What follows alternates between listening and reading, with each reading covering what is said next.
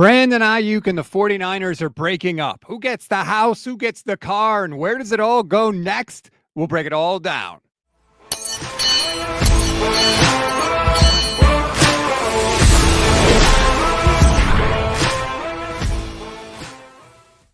What is good, everybody? I'm Rob Stats Guerrero. Welcome to another Gold Standard podcast. I wish I was here with better news, but unfortunately, I am not. Levin Black's going to hop aboard in a minute.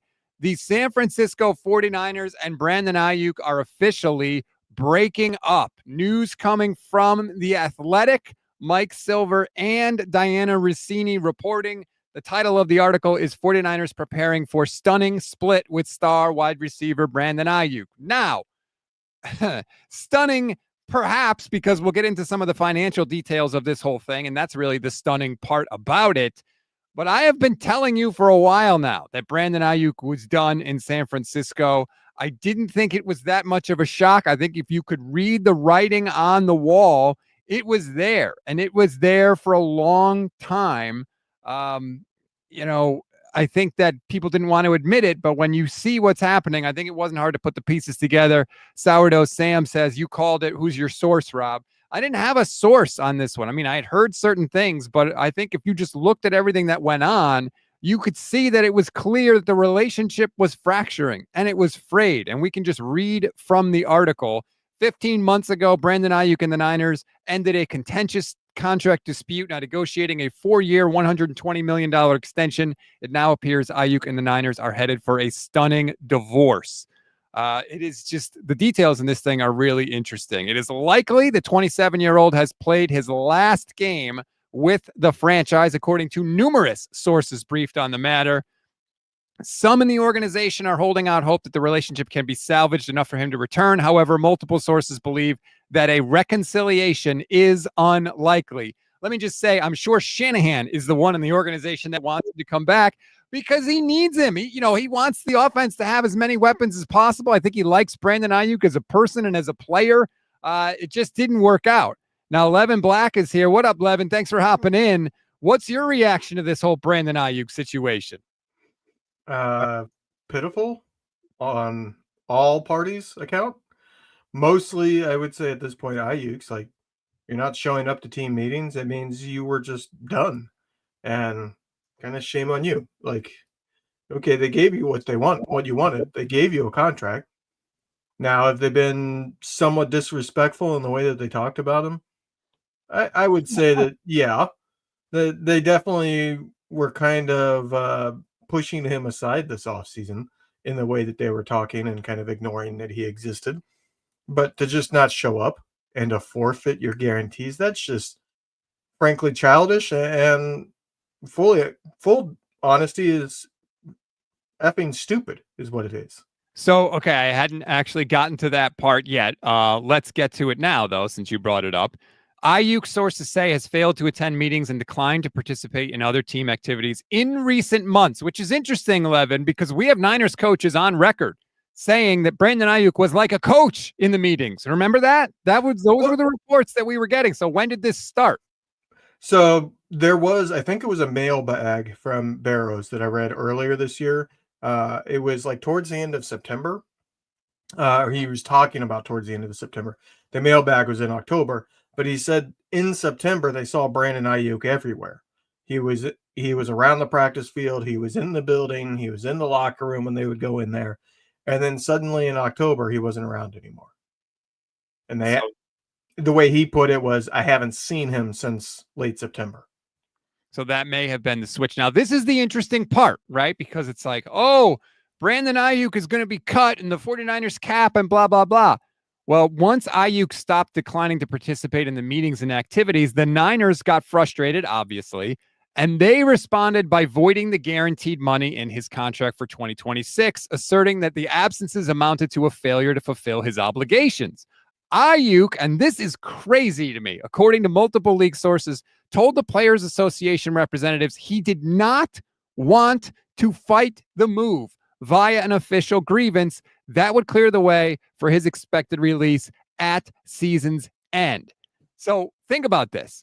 Aiyuk was so done with the franchise that he is not even fighting them, voiding his guaranteed money. So correct me if I'm wrong, Levin, but by my understanding of this thing, the Niners are going to be able to cut him and not have to pay any salary cap ramifications. So No, the Niners, no. You're incorrect. Oh, okay. Go ahead. My understanding of it, and I spent the last hour reading to make sure I had this right. And from what I have read, it is correct. The 27 million in guaranteed money is voided. They will still be on the hook for all of the prorated signing bonus. If you look at, you can go to Over the Cap, Spot Track, whichever one is your preference. They have, if he's cut pre-June 1st, because they haven't updated it for this, 56 million would be the dead cap hit for the 49ers. If he's traded pre-June 1st, it's 29.5 million. The difference is exactly the same amount as the guaranteed money that he had.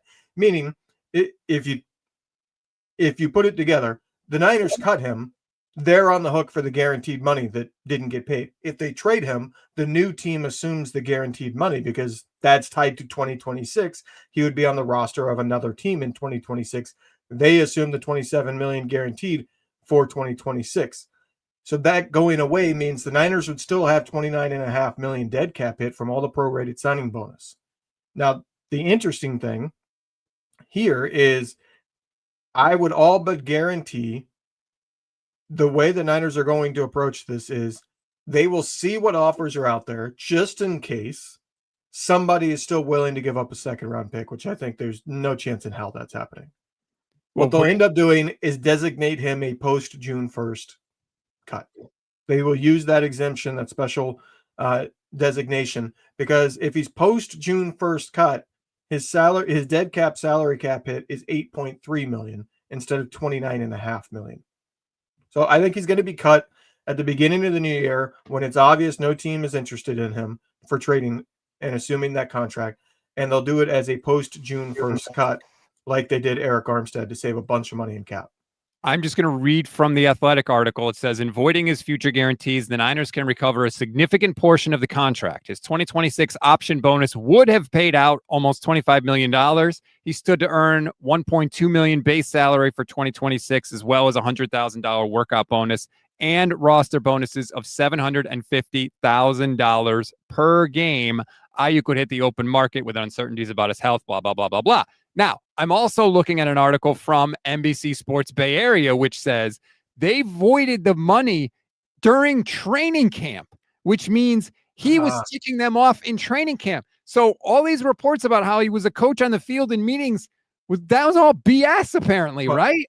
Maybe he didn't know they voided it, and he learned it was voided a couple weeks into the season, and that's when he disappeared. And if that's the case, I think that flips that. And I think there is something to be said. We need to hold some level of judgment here. Aiyuk is not looking good no matter what, but how bad he looks and how much to blame the 49ers for this, I think is still to be determined because we've only heard one side of the story, which part of that is on Aiyuk because his agent declined to comment and Aiyuk declined to answer the phone. But if it comes out that the Niners voided his guarantees in 2026 in training camp, then to me, that's on the team because at that point, Aiyuk's got to take that as a big FU and say, I'm not sitting around here. You voided my guarantees. It's weird he wouldn't fight it. Because he wants to be done. And then maybe that's what the Niners said. Like, if you fight this, it's going to be a long, drawn-out thing. If you don't fight it, you'll get your freedom. You'll get to pick your next team. I'm looking at that NBC Sports Bay Area article. It says, to receive his option bonus of $24.9 million, Aiyuk's contract states he must adhere to all provisions of the contract, including active participation in meetings and other activities, quote, as instructed by the club without unexcused interruption and suspensions, end quote. Sources told NBC Sports Bay Area that Aiyuk incurred numerous team-imposed fines this season. So, honestly, Levin, if we try and take this thing apart here, I think the tension goes all the way back to the Super Bowl against the Chiefs. When Aiyuk did not get the targets in that game that he thought he should have gotten, he went public with that. And I think that he definitely should have gotten. Let's be honest. He should have, yes, over Debo, 1,000%. He was right. And you know what? Maybe I didn't look as closely at that as I should have because I was thinking, well, it's after a Super Bowl. Of course he's going to be upset. He lost the Super Bowl. Of course he wishes he wanted to help more and that was taken away from him. I should have looked at that more maybe. Then there was all that drama with the contract. It was clear he didn't want to be there. He wasn't all in. That much is clear. And the 49ers, as I said with the Debo thing, they butchered it. Now they get nothing for Brandon Aiyuk. They could have gotten draft picks that could have helped the team. But Kyle, I think, got too attached. And I mean, when you're running up the stairs to save this guy, that's too attached to your guy. They could have got draft picks for him. Now they get nothing. Now they'll get some cap relief. Great. But you could have got a cheap player, a good player for multiple years, and you don't have that now. And it's because you mucked up the whole situation with him. Well, okay. So let's spin the calendar back, because I don't think you can place too much blame on the running up the stairs because of the situation they were in at the time. At the time that happened, and then Aiyuk signed his contract, you were looking at Debo being a shell of himself, and Pearsall by then had already been shot, and you didn't know if he was ever going to be able to play in a year that they thought was a championship push year. So if they trade Aiyuk, they're basically saying, we're not even contending this year, and they're giving up on the season before it even starts. Because all of that, the draft capital, all of that was for the following draft. We're talking training camp when this stuff was going down. So if you're looking at the team roster, you can't look and say, well, they just drafted a guy in the first round and they still had Debo.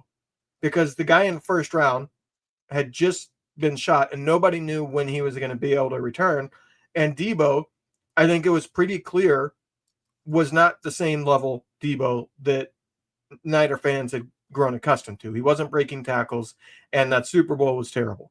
So I feel like in that moment, the team looked at it and said, this might be the only wide receiver we have this year that's worth it to him, and it might be the only guy that we have in the future too, because Debo needs to get moved, and Pearsall, we don't know, because he literally has a hole in his chest right now. So in that moment, I can see why Kyle would have run up the stairs to stop it, because he viewed it as a championship year, and trading Aiyuk would have ended that. He wasn't all in. What do they always talk about? And you bring up a fair point. I want to be clear. That is a factor that you have to consider, the state of the team and what the receiving core was. It looks bad in retrospect, because retrospect is the team was nowhere near a contending team last year. But also, this regime prides itself on getting guys, football guys with the right mentality that are made of the right stuff. Remember, that's the phrase they keep using over and over and over again. And you could tell he wasn't. He wants to be traded, then he doesn't want to be traded. And when that's the situation, dude. What does Mike Tomlin always say? Right? We don't want hostages. We want volunteers, not hostages. He was not clearly all in with the team. You should have moved him, but they didn't. And now, like I said, now they get nothing. You get some cap space, yeah, but that's it. And with the Debo situation and the Brandon Aiyuk situation, the 49ers butchered it both times. Both times they had opportunities to move the asset and get more for him, and both times they didn't, and they ended up worse for it. I mean, let's be honest here. I think if we got to the truth, I think Aiyuk is somebody that very much is controlled by his emotions, which isn't always a bad thing. But when it comes to negotiations like this, I think it is. That's why we see this roller coaster of him wanting traded, wanting to stay, wanting traded. Because I think the way in which the team talks about him publicly goes a long way with him. And he gets in his feelings. You can call it butthurt, whatever you want to call it. I feel like when the team doesn't come and have his back publicly, like they do a Christian McCaffrey and others who have been wanting other contracts, like they're very quick to have the players back. But with Aiyuk, the tone was always different. And we talked about that at the time. When that offseason started, something was off with the way Kyle and John Lynch talked about him going into the season, into the offseason in that end of year press conference, because it wasn't the same tone that they had with Debo. And we talked, wow, we think he might actually be traded, because they weren't saying, no, he's going to be here. It was, we'll see what happens. And I think that's why he's up and down, which isn't to excuse him. He's a professional. he needs to be able to handle these situations and not have this roller coaster where he's constantly changing his opinion based upon what was said that day. And I think that's the difference between him and Debo in this situation, because Debo and Aiyuk, I think, acted very similarly to try to get their contracts. But Debo was more businesslike. It was, I want traded, and I'm not saying anything else. Leave me alone. I'm going to post some things on Instagram every so often. Aiyuk was up and down. I want traded. I don't want traded. I want to be here. I don't want to be here. Oh, you're going to trade me? Hold on. I'll sign the contract offer you finally sent me. There's a good comment here I wanted to read. Oh, there you go. They traded him twice, Rick Rude says. Once in place with Pittsburgh and another with New England. Niners didn't get anything for him now because he declined to sign extensions with his new team when they had trades in place. But here's the thing, Rick. This is what you do when you go to Aiyuk and you say, here's no longer an option for you, BA. We're done. We're not going to play you. So you can either not play football or you could play football with a new team. But the 49er chapter of your career is over. Like, there are ways to do this thing. And the 49ers didn't do it because I think, like you said, Kyle wanted him back. Kyle wanted 11 on the field. He wanted that option in the offense because he knows what it can do for them. What is this? The Mitchell. Sorry, they changed the screen names on here. Now it's harder for me to read. The Mitchell Ease says, the news sucks, but the good news is Aiyuk should be back after the Carolina game. We're so back, baby. You mean not Aiyuk, not back after the Carolina game. Are you talking about Jacob Cowing? I don't know. Maybe that's who you think. But look, if you're a 49ers fan, this news is good news because it's good for the team. It does help them significantly in cap space, which I know you showed those finances, and I think a lot of people are reading into the numbers that Barrows posted. And to be honest, I think Barrows doesn't know the details. Like, he doesn't have the ability to calculate the cap and wasn't 100% sure how this affects the cap, so he didn't say it. But then he included those numbers, and it made people assume that what he's saying is that they're only on the hook for that minimum salary, and if they cut him, they don't owe him that. That's not how contracts work. You don't just magically get out of the prorated signing bonuses. They have paid him that signing bonus. The prorated signing bonus is owed to him, or not owed to him, is part of the cap. He will have a large dead cap hit if he's cut pre-June 1st, but it will be $27 million less than it would have, which means it's actually possible now. Before, it was not possible to cut him pre-June 1st, only trade. David Lombardi tweeted, for those wondering about dead money, with 2026, $27 million voided, the accelerations onto the Niners books if Aiyuk is cut would be from the 2024 signing bonus proration and the 2025 option bonus proration. So $32 million, which they've already paid Aiyuk, is going to hit the salary cap regardless at some point, which he's right. See, the difference is what you pay a player versus what goes on the salary cap and when are two different things. Paying a player actual money, like actually giving Brandon Aiyuk money, the salary cap is just the accounting of it. It's you can move numbers around. It's different. So as Lombardi continues here, cutting Aiyuk outright would cost the Niners $16.6 million in additional 2026 cap room. Because it's 15.4 currently. They can wait until post June 1, and then you can push some of it back. And again, that's the salary cap manipulation. It doesn't change the money. It changes when the accounting of the money occurs and in what year. Yeah. So if they do a post June 1st, it's his salary cap hit this year would be 8.3, and then the following year I think would be like 20. I can't remember the exact numbers off the top of my head now, but it allows them to save money on this year, or they can decide to take all of that this year. He says 32 million. Debt over the cap says 29.5. I think Spot Track might have had 32 million, so 32 million might be the reality. But either way, it's 29.5 to 32 million is what the dead cap is going to be, but they can spread it over 2 years if they choose to do a post June 1st hit. Can I just say something really quick? And by the way, let us know your Brandon Aiyuk reaction. Leave it in the comments. We'll get to as many as we can. But I just want to say this. They voided his money in training camp. Kyle Shanahan's sitting here talking, oh, maybe he'll come back week 6. Maybe he'll come back week 10. Oh, we're not opening his practice window this week. It's week to week. What a crock. What a crock of shit, Levin. Well, hold on. Here.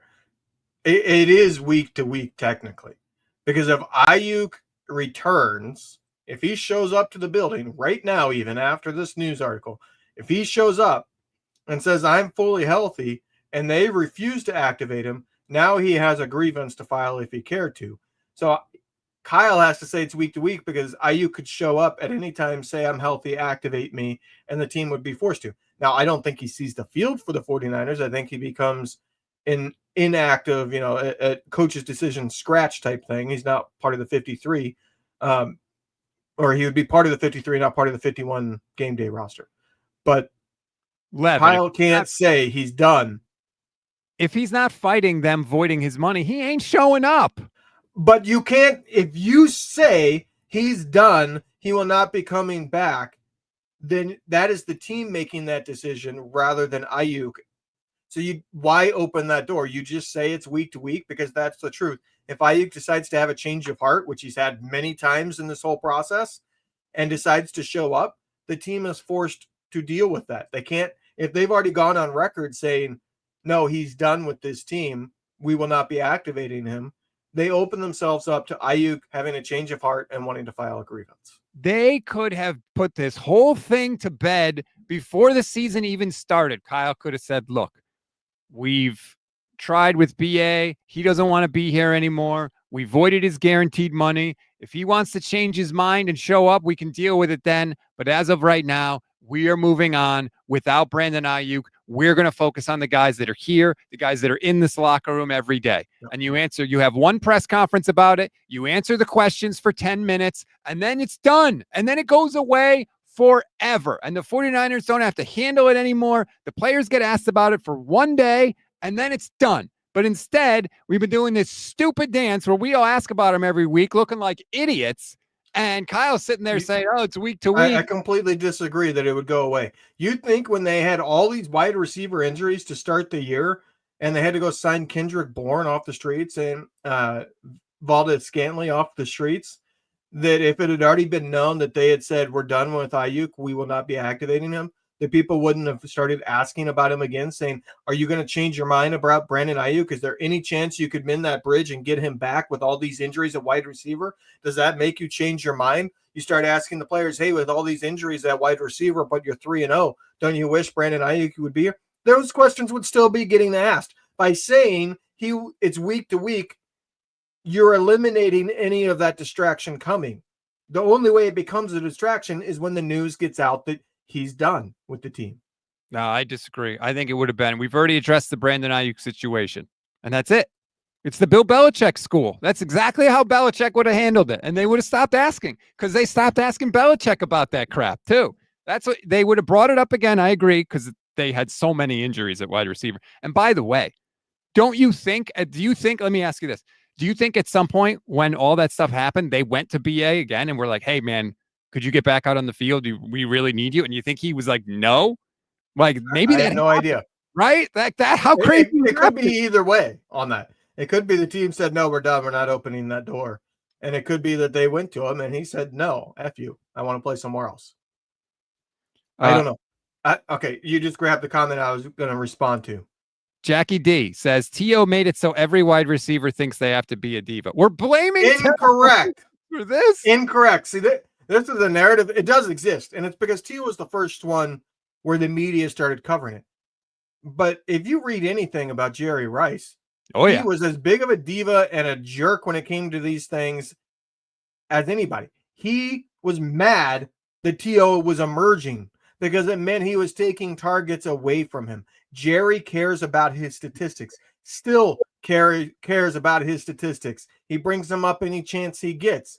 Jerry wanted everything he could possibly get. Look at Michael Irvin. You think he wasn't a diva with all the issues and things he did and all the talking that he loved to do in the media and stuff? Like wide receivers, I'm not going to say always, but for a long time have been divas. And it was a long before T.O.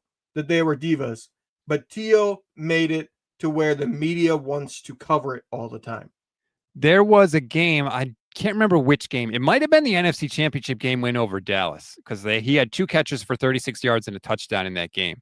But it was a big game. And the Niners had won it.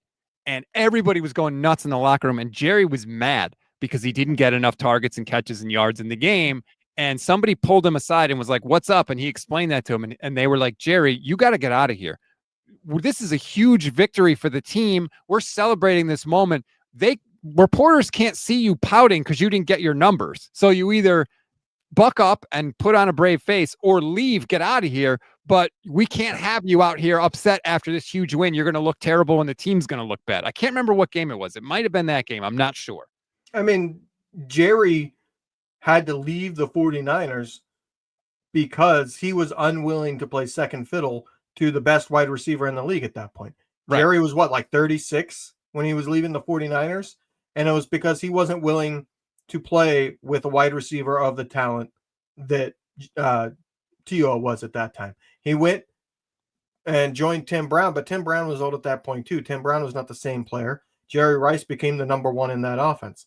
That's why Jerry Rice left the 49ers. It was almost 100% because of Jerry Rice's own ego, and it worked out for him. I don't criticize him for it. Clearly, Jerry Rice still had a lot of talent left because of what he did in Oakland. But the fact is, he was as big of a diva the league has ever seen. All right, let's not talk about Jerry Rice because he hasn't played for this team in a couple of decades. But the Brandon Aiyuk situation, there are other tentacles, Levin. What does this mean for Juwan Jennings? Does this mean Juwan Jennings is coming back next year?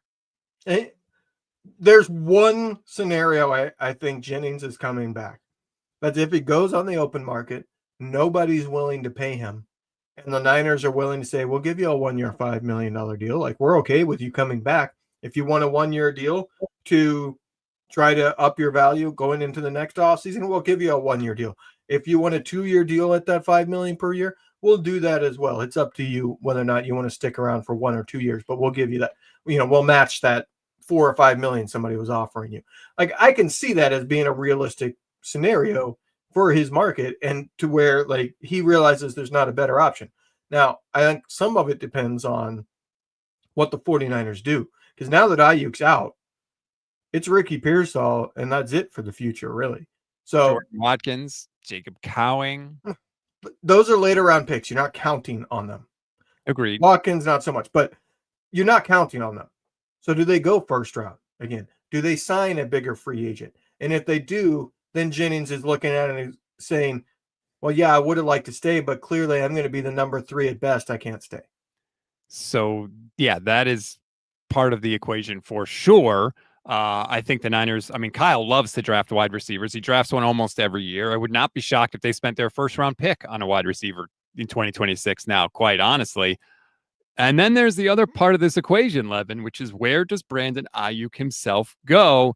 JCE3781 says, watch him go to Sean McVay in LA for less and get revenge. McVay would love it, right? Did Adams sign a 2-year? I think he signed a 2-year deal, did he not? I'm not sure, but I was like, what if Devontae Adams leaves and they replace him with Brandon Aiyuk? BA would love to stick it to the 49ers if he could. Possible. I also see him coming to Pittsburgh. Clearly, they liked him and wanted him. Now they can get him at a discounted rate from what they were going to have to get him for. Mm-hmm. And they still need it. They have DK Metcalf, which people outside of Pittsburgh may not realize, but DK Metcalf has had flashes, but there are a lot of times where Rodgers is visibly shown, because Rodgers doesn't have a poker face anymore, visibly shown frustration with DK Metcalf's effort on plays. So they're not out of the wide receiver market. I could see them going and getting him. Oh, Frisbee Life says Niners trade for A.J. Brown, another wide receiver who's unhappy. I would, assuming it's not like a massive, if it's a 3rd round or less, I would be all for it. If it's like 3rd and 5th, I would do it. Let me just say, A.J. Brown is miles better than Brandon Aiyuk, and I think Brandon Aiyuk is really good, for the record. But A.J. Brown's who I wanted when they took Debo. A.J. Brown is amazing. I don't think the Eagles would ever do that. The Howie Roseman is not into helping other teams in the NFC in any way. Definitely go to a bad AFC team. Enjoy the Titans again, A.J. Brown. But no, So that's it for the 49ers and Brandon Aiyuk. They butchered the wide receiver situation. I thought this was a good tweet from Kyle Posey. This has been a reality TV show ever since Aiyuk signed. The Niners leaked that they had buyer's remorse back in March. Aiyuk undoubtedly gets wind of this and reacts like any normal human would. The wide receiver coach and Shanahan say he's like a coach in meetings all summer, but you knew something was off when Aiyuk was running routes at 80%-ish in late August and didn't return in October. And now it's likely he won't see the field again. This team loves their drama. They certainly do love the drama. It's just badly handled all around. They should never have signed him. And then once they did sign him, they should have shut their mouth. Why do you need to tell the world how unhappy you are with the contract? Who does that help? It makes you look bad for signing it. It ticks off the player. It doesn't help anything. So what are you doing? Why are you leaking this to people? Well, I personally think that March leak was Jed York. Oh, he leaks all the time. I wouldn't be shocked at all. I think that was Jed. John Lynch ain't going to leak that because he knows how it's going to affect the player. Kyle Shanahan's not going to leak that because he knows how it affects the player. Jed York is the child here. He's the one that leaked that they had buyer's remorse, in my opinion. It's one of those two. Because, there's no... Well, who's the buyer? The owner. Yeah, but Parag is the one that handled it. I'm sure Parag didn't like the contract. Jed doesn't like the contract because Parag doesn't like the contract. Parag's the money guy. It's one of them. Or both, maybe. It could be both. Hell, for all we know. But it's just a sad end of a sorry episode. Because Aiyuk was a really good player. And he fit really well in the scheme. And we saw it work. We saw it work to an unprecedented level. I think people forget how good Brandon Aiyuk was in 2023. He was a perfect fit for this offense. 1,300 yards on 75 catches. That's 18 yards per catch.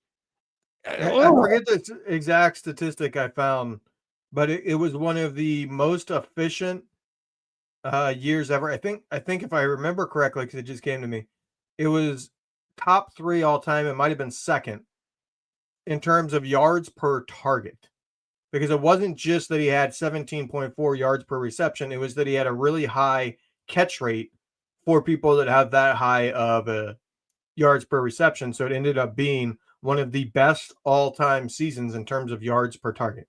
It was 12.78 yards per target. Yeah, insane. Target. That's wild. I'll say this. If you're somebody that's thinking they're going to get anything in a trade, I think you're sorely mistaken because the way the contract is, next year will be somewhat cheap for the team that acquires him. And they could just cut him after that 1 year. But he would have massive salaries in the second and third year for the acquiring team, meaning 2027 and 2028. I think his salary is 27 in 1 year and 29 in the next year. No acquiring team wants that. And they know the Niners aren't keeping him. So they will say, we're not trading anything for him. We'll let him sit. Maybe, I guess, some team could say, we'll take a 7th rounder and have him for the 1 year and then cut him. The whole thing is infuriating. And this is one of the rare instances where Kyle Shanahan has not been able to patch things up with a player.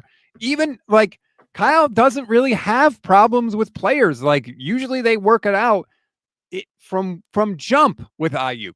It was off the rails. He was in the doghouse. Remember? From jump with BA, for whatever reason, he and Kyle just didn't connect. There wasn't that connection there that Kyle seems to have with almost everybody else in the locker room. And now it's going to end. And it's just going to, what a waste. I mean, God, the 49ers desperately need their offense to score 30 points a game. He could undoubtedly help their offense. The 49ers are a better team with Brandon Aiyuk on the field than they are with Juwan Jennings or Kendrick Bourne. No question about it. Even coming off the injury, I'd still rather see BA out there. And now he's just going to sit there, and then they're just going to cut him. And now they're going to have to spend draft resources to replace him. It's just a waste. Yeah. And to all the people saying, send him to some terrible team, I've seen send him to the Browns from 3 or 4 people. They don't get to send him anywhere. What part are you not understanding? If they trade him, he has a 20 or a 32 million cap hit, according to Lombardi. If they cut him as a post June 1st, he has an 8.3 million cap hit, and then they can shift the rest to a following year. No team is going to trade for him with the contract as it is and coming off an injury that they don't know what's left. And on top of that, The Niners lose cap space by trading him instead of cutting him. So they have to have a good enough incentive to want to do that. A 7th-round pick, a 6th-round pick is not going to cut it. No team is going to be offering more than that. I doubt any team is going to offer anything. So you can't send him somewhere. Like, people need to stop thinking that, we can just send him to purgatory. And the Browns aren't going to want another expensive wide receiver. They got Jerry Jeudy, who's expensive right now, and he sucks. Like, they can't afford more bad contracts. I guarantee you the 49ers went to BA and said, we're voiding the guaranteed money in your contract. And if you don't fight it, we will cut you instead of trading you somewhere. And he said, okay, because he wants out and he wants to be able to pick his next team. Remember, that's why the whole trade, he fought the trade the first time because he wasn't quite sure and he wants to be able to pick. And I'm sure maybe he wants to go to Washington, right? We know, talking with Jaden Daniels, he showed up to the pivot with Jaden Daniels. Jaden Daniels got his own problems after that horrible injury, but maybe that's where he wants to go. But I bet you all the money in my pockets that was the deal that was made. Where did he play college ball? Arizona State. Maybe Arizona goes for him, and he wants that to be an option to go back to Arizona. I'm sure. I don't know that Gannon's going to be the head coach there, but depending on who they hire, like it's pretty clear that Arizona needs a second wide receiver because Marvin Harrison is a starting caliber wide receiver, but not a number one, at least not yet. God, can he not go into NFC West? Why did the NFC West have to acquire all this? Man, God, it's tough enough as it is. I don't really need that. I don't want the Cardinals to get better. Can we have one team in the NFC West at least that stays bad? There's also like Denver. They like former 49ers players, and their wide receivers are good, but not great. Like Sutton is their best wide receiver, and he's kind of you would want him as a number 2, but he can be serviceable as a number 1, but you kind of are wanting an upgrade from him. So I could see him going Denver, and Denver would be a great landing spot from him. You get Sean Payton as your play caller, and you've got an up-and-coming team that has a defense that's going to win a bunch of games, so they're a Super Bowl contender already. Last thing here before we get out, because I got a sick kid that I got to go take care of. When you think of Brandon Aiyuk in a 49ers uniform, what are you going to think of? Ultimately, you get some distance from his playing time. You're going to remember the circus. If you're talking like, what do you remember from him on the field? I'm going to remember, I don't think there's one signature thing, but the plays that come to mind are the ones where he was like 40 yards downfield blocking. Oh, I thought you were going to say the catch in the Lions game. That's true. I will remember the Steelers game where he had all those touchdowns to start his great year. But really, like the plays that it was like, holy crap, you don't see that from many wide receivers that you could see on the TV while you're watching it was being way downfield blocking for the running back or Debo. There's 2 plays to me that jump to mind. The Lions catch, and then the catch, I want to say it was against the Eagles in 2020 when he hurdles the defender and goes into the end zone. Aiyuk. Yeah, I forgot about that. And I'll never forget it because Chris Collinsworth was blown away. Collinsworth's reaction was like, oh my God, he looks like Skeets Nehemiah. And he was like stunned at that. And I remember thinking like, holy crap, did we just get a freak at wide receiver? And because like that was a freakish play. That leap. I think he was a freak. I think that he was right there in the argument for best route runner prior to his injury. He was a great route runner. This is funny, but the comment is the drop from the Purdy crazy scramble. Remember when Purdy like went all over the place and he hit BA in the back of the end zone? That's true. I'm not trying to see any of the other comments. Not a lot of memories for people jumping to mind, sadly, which is sad because he was a really good player for this team. Remember when Kyle Shanahan drafted him and he was like smiling? That was with the 2020 draft when we were all on webcam and Shanahan was all pumped up because they got Brandon Aiyuk. And now this is how it ends. A few years later, after they give him the big contract, he gets injured and it all doesn't work out. Do you think that this would be happening if Brandon Aiyuk doesn't get hurt? No, probably not. I think he might have gotten traded in the offseason. if he doesn't get hurt. But I don't think it would be like this, because I think if he was playing, he would have been, producing. Right. I know people are going to say, oh, he didn't have a great start to last year. Yeah, and neither did Nick Bosa when he missed all of training camp. But he did have that 12-catch game. I think it was his second to last game. It was right before he got hurt. So, like, he would have been producing, and the Niners would have been in a situation where, well, we can't get rid of him because of the guarantee that they just were able to avoid. So they would have played nice in the offseason. But I think it's sour grapes from the owner and a team that was frustrated by the injury, not because it was the player's fault, but just the injury, and then the player saying, I don't want to be around after the injury. And I think I agree with you when, some players like Kittle and Richard Sherman talked about this, Kittle, Debo, they didn't take it personal when they were going through all this stuff in the contract and what the team was saying or not saying about them. They got over it. Once the deal was signed, all was well. And I think you're right. I think Brandon Aiyuk never did. I think he never got over the doghouse thing, quite frankly. Remember, he said he thought Kyle Shanahan was picking on him. He was, and it was bullshit, and we all knew it at the time. It was BS. So it just didn't work out. Didn't mesh ultimately. And so now the 49ers are going to, first of all, obviously you got to finish this season, and we'll figure that out as we go week to week. And then next year, wide receiver becomes a major need. And I haven't even looked at like the possible free agent wide receivers yet, but I think Kyle wants to draft. I think he wants a Tet McMillan. He was gushing about Tet McMillan this week. And I think he is capable of evaluating the wide receiver position well. I mean, Pearsall looks like a hit. Aiyuk was a hit. Debo was a hit. Those are his 3 highest drafted wide receivers. Late rounds, no, but I think late rounds he takes these guys that are, well, they have the physical tools. Now can I get the mental tools? And most of them haven't worked out. But I mean, you have Jennings was a hit in the late rounds. So I think that they probably go first or second round wide receiver would be my guess. And Kyle has proven to be good at evaluating wide receivers at the top of the draft. You're forgetting about your friend and mine, Dante Pettis, in round 2, and also Danny Gray in round 3. But nobody bats 1,000. Round 3, I don't really care about. Dante Pettis, he was a hit in what they saw. And you had Richard Sherman saying that he could be a great wide receiver.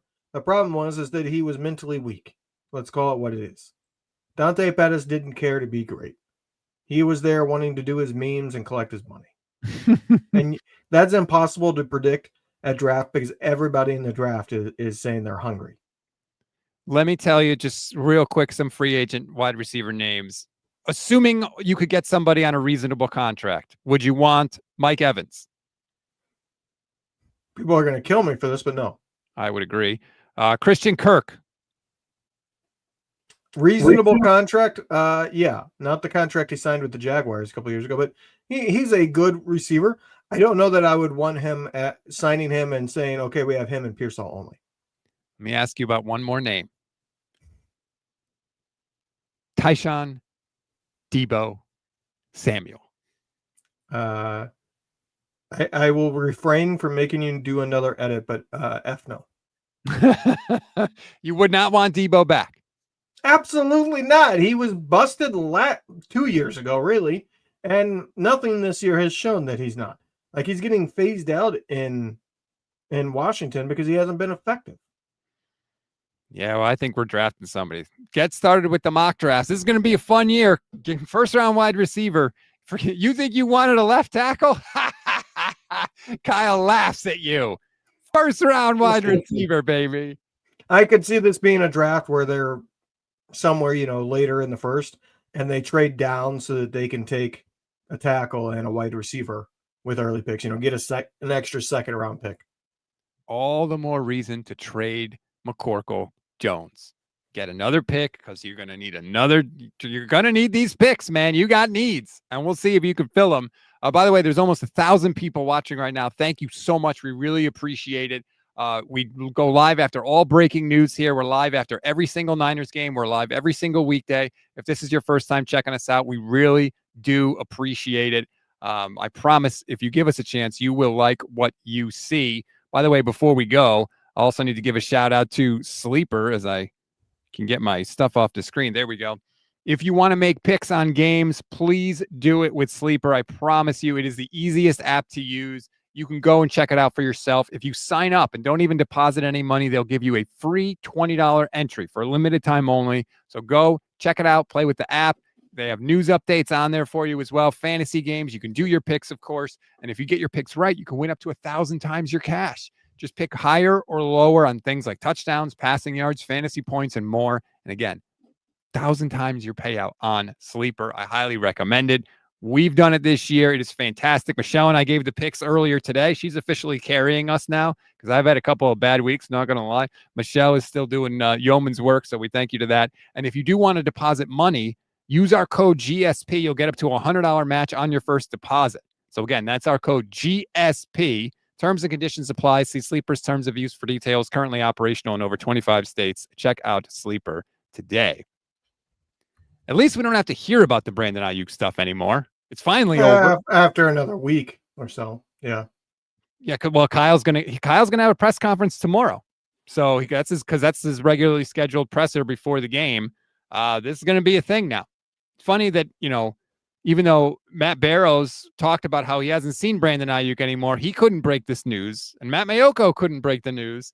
It was Mike Silver and Diana Rossini of The Athletic. None of the 49ers local beat writers, they didn't know anything about it. Or they did. Well, they didn't report sat on it. Right. Either or way, they sat on it. Like I didn't. said, Barrows a month ago mentioned, yeah, we don't see Aiyuk around anymore, which is curious. Like that was kind of how he framed it. Don't remember his exact words. So it was interesting. It was in response to how is Brandon Aiyuk looking? Is he going to be activated? And it was like his first week that he could be or something like that. And that was his response, that we saw him early in the season, haven't seen him around in a month or two, which is interesting. Like I think some on the beat, not all, some on the beat probably knew this and had been sitting on it, which shame on them. Well, you know what, though, to be totally fair, as much as I criticize them, Rappaport, Schefter, those national guys, they didn't have this either. Nick Wagner tweets, had it not been for injury in 24, the Niners likely would have traded Brandon Aiyuk in the offseason. Well, of course, they tried to trade him anyway this offseason. Even after the injury, they tried to trade him. So I'm certainly sure that they would have traded him before then, or rather without the injury. Yeah, that's just weird.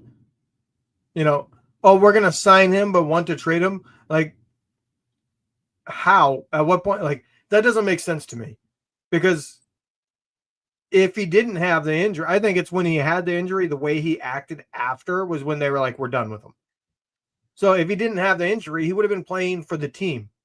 And it would have been a massive dead cap hit to try to trade him at this past offseason. So, like, it doesn't make any sense. It's the injury that led to being permanently done. Can you imagine if he played? Like, what if he had a good year and finished it out, and then all of a sudden, out of the blue, it was like, boom, Brandon Aiyuk's being traded? We'd be like, what? Yeah. Well, we're going to trade him 6 months after we gave him a contract, and we're going to pay, I think it would have been like $66 million in a dead cap hit. It's like, no way that would have happened. It only was them looking to trade him because he got hurt. And I think he probably did not do well after he got hurt. I think he probably was like, I'm not trusting your doctors. I'm out of here. And he rehabbed away, which that's a bit of a double standard to care about that, because they praised Bosa for doing it. According to his source, Wagner writes, Aiyuk still has not been cleared to return from a health standpoint. I mean, that source is probably the 49ers since they haven't opened the practice window.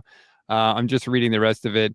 Had it not been for the injury, the Niners hoped to trade Aiyuk in the offseason, according to sources, but without a handle on his health and status and blah, blah, blah. Then it says, despite not playing, Aiyuk was a consistent presence at practice during training camp, even earning praise from receivers coach Leonard Hankerson for his willingness. So what changed? But while Aiyuk continued to be in the building for workouts and rehab, he hasn't been seen during the portion of practice open to the media in weeks and has not been around the locker room during media sessions either. Yeah. So like they voided his money in training camp. So clearly something changed in camp. Let's put the tinfoil hat on. Ready? Here's a conspiracy theory for you. All right. Brandon Aiyuk overslept and missed a single team meeting, and the team took their opportunity and said, "We're avoiding your guarantees because you missed a team meeting." And by the time he found that out, because maybe they didn't tell him directly, he then said, "Well, piss off, I'm out of here." I will say this. It would not be the first time that the 49ers overreacted to a violation of team rules from Brandon Aiyuk. I will say that. But if you are looking for a reason to get out of somebody, maybe it wasn't even like one meeting. Maybe it was like, okay, he missed the first meeting. Oh, hey, I have rehab, and I'm going to go back to where my main doctor and leave the team for a week. And they were like, "Oh, you missed team meetings." There's a lot we don't know about the situation, clearly. And we'll never probably know. Kyle is going to have a press conference tomorrow, like we said. I would say, Kyle, what happened in training camp with Brandon Aiyuk that caused you to voice his money? Because we had heard he was a coach on the field. He got nothing but praise. So that would be my first question. What happened that caused the team to void his money? That's question number one. I want to hear from Kyle Shanahan. Question number two, have you approached Brandon Aiyuk this season at all about trying to work things out and come back? And has he been receptive to those talks? Because you got to think, like we talked about, like you brought up, with all the injuries to wide receiver, you would think that Kyle would just lock himself in a room with Brandon Aiyuk and not come out until they could have figured it out. Now, also, he still technically isn't medically cleared. So was he ready at that point? Anyway, who knows? But I would still want to know that question. Question number three, like, is there no hope the rest of the way for reconciliation, right? Because they're not going to cut him till after the year. Well, he could play. Like, we got a lot of weeks to go before the end of the year. Is there any hope of him coming back and getting on the field? Is there anything else you would want to ask Kyle? What the F happened?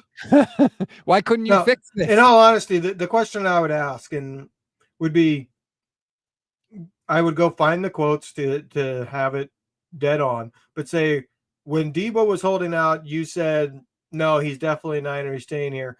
When Aiyuk did the same thing, you had the John Lynch head scratch, if you remember, because you had a viral video over it. And you were saying, well, we'll see. So from the very start, you were only half in. Why? Why were you half in on him? But all these other players who have held out and had contract disputes, you guys have only ever said, we're not trading him. He's here no matter what, blah, blah, blah. But with Aiyuk, from the very start of that offseason, your tone was different. Why?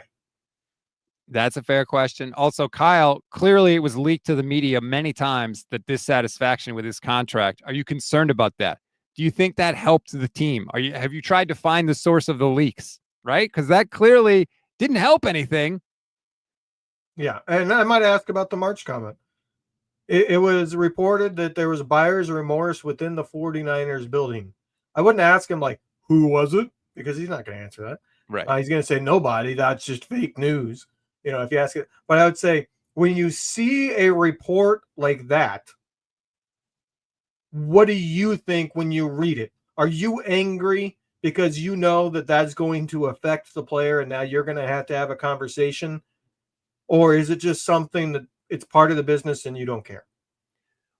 Is there anything you could have done differently or wish you did differently with Brandon Aiyuk? Just leave. Don't qualify it with anything. Just leave it just at that and see what he says. Yeah. Have you learned anything from this Brandon Aiyuk situation that you'll keep in mind when dealing with players in the future? I would ask him that too. He's going to say, no, I handle everything the same. Whatever, man. So we'll find out some answers tomorrow. Maybe I'll have to do a live show tomorrow as well, reacting to Kyle's press conference. We will see. But that's going to do it for this edition. Thanks, everybody, for joining us. Again, please like this video, subscribe to the channel, hype this video, do all the things to the video. Join us on Monday for a special instant reaction. Oh, yeah, baby. 3-man weave on the instant reaction. Me, Levin, and Vish. Hopefully after a victory against the Carolina Panthers. I wonder if Brandon Aiyuk will be on the sidelines for that one. Something tells me he won't. That would be funny if, like, the camera pans to him and he's in the crowd. Or if the camera pans to a completely different person, but a graphic on the screen says that it's Brandon Aiyuk, like they did with Trent Williams. Yeah. Was that last year? Yeah. Oh, God. But anyway, thank you, everybody. Like this video again, subscribe, and we'll talk probably tomorrow.